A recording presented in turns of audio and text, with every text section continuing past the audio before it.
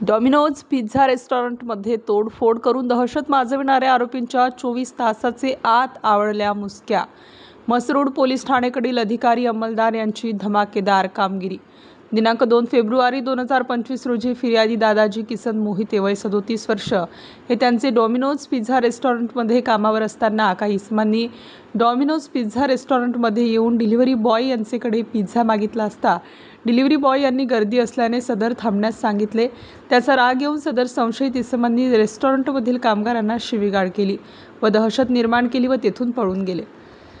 या तक्रारी म्हसरूड पोलीस ठाणे येथे गुन्हा दाखल झाला। गुन्ह्यातील आरोपितांचा तात्काळ शोध घेऊन कार्यवाही करता मिळालेल्या गोपनीय माहितीनुसार सदरचा गुन्हा हा सूरज बाळासाहेब फड, नीरज दीपक खैरनार, साहिल कैलास गायकवाड, राहणार स्नेहनगर, दिंडोरी रोड, म्हसरूड यांनी केला असल्याने गुन्हे शोध पथकाचे अधिकारी व अंमलदार यांनी सदर आरोपितांना 24 तासाचे आत जेरबंद केले आहे।